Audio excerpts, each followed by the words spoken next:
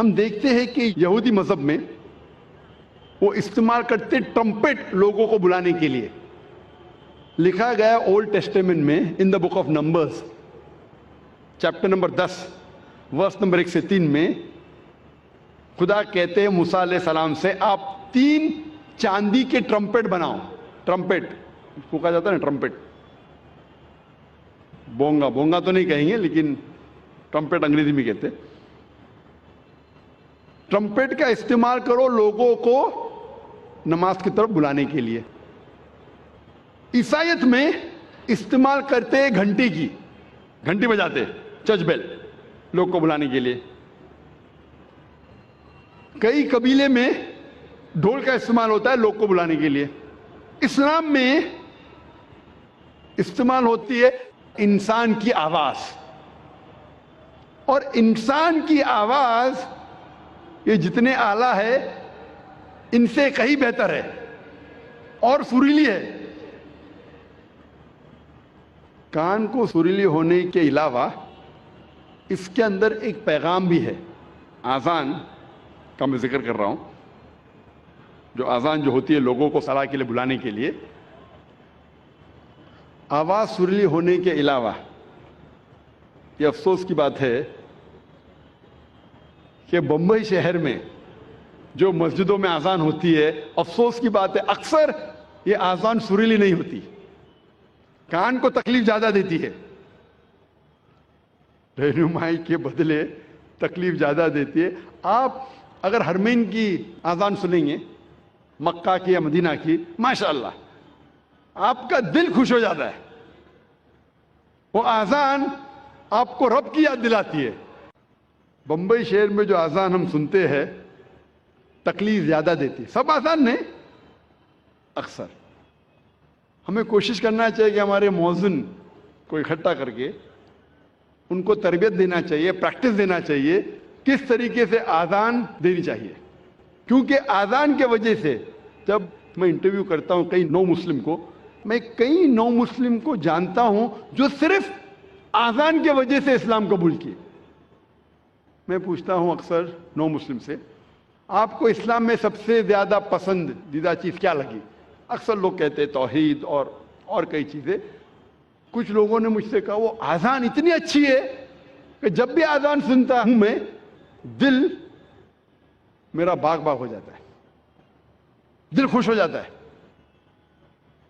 تو ہمیں کوشش کرنا چاہیے کہ ہمارے مؤذن جو ہے اس شہر میں ان کی تربیت کرے کہ کس طریقے سے صحیح آذان دینا چاہیے. اور جیسے میں کہہ رہا تھا کہ آذان سریلی ہونے کے علاوہ ایک پیغام دیتی ہے ہمیں. افسوس کی بات ہے کہ اکثر مسلمان آذان کی معنی جانتے ہی نہیں. تو مسلمان نہیں جانتے تو غیر مسلم کیسا جانے. اور میں ایک واقعہ آپ سے کہنا چاہتا ہوں, اور یہ حقیقت واقعہ ہے. تقریباً 10-15 سال پہلے جب میں کیرلا میں گیا تھا تقریر کرنے کے لیے, اور یہ حقیقت ہے, مجھے مہمان خصوصی بنا گیا تھا اور میرے تقریر کے پہلے ایک غیر مسلم پولیٹیشین کو بلایا تھا. اور اپنے تقریر میں ہر پولیٹیشین جو غیر مسلم میں کوشش کرتا ہے کہ اگر مسلم گیدرنگ دیکھتا ہے تو وہ تعریف کرے گا اسلام کی. تو یہ غیر مسلم پولیٹیشین تعریف کرتے کرتے کہنے لگا کہ ہمارے اس دیش میں جو مسلمان مغل بادشاہ اکبر اتنے مہان کام کیے, اسی لیے مسلمان روز 5 بار اللہ اکبر کر کے اکبر بادشاہ کی تعریف کرتے. آپ سمجھ رہے ہیں یہ جوک ہے, جوک نہیں حقیقت ہے, اور میں خود گواہ ہوں. میں سٹیج پہ بیٹھا تھا, اچھا میرے تقریر کے پہلے اس نے کہا, تقریر میں نے اس کی غلط فہمی کو دور کیا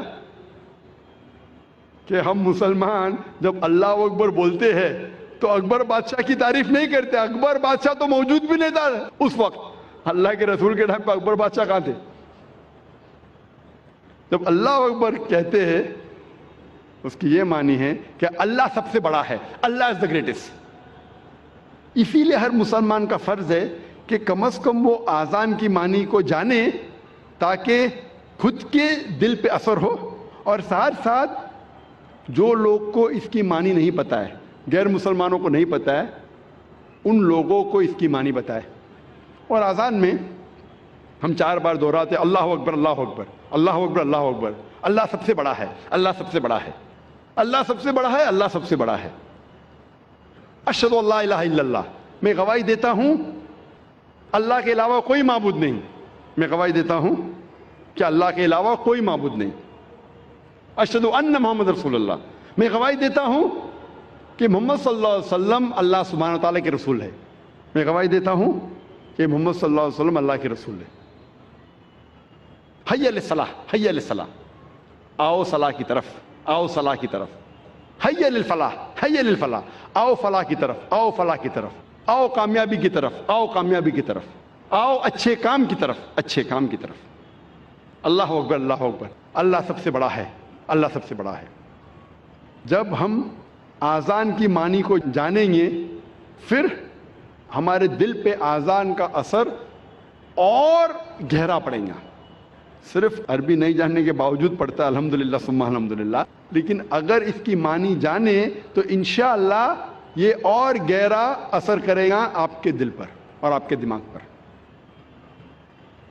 اللہ تعالیٰ فرماتے سورہ جمعہ میں، سورہ نمبر 62 آیت نمبر 9 میں، کہ جب آپ جمعہ کی اذان سنتے ہیں تو فوراً جمعہ کی نماز پڑھنے کی طرف جائیے، جماعت کی طرف جائیے.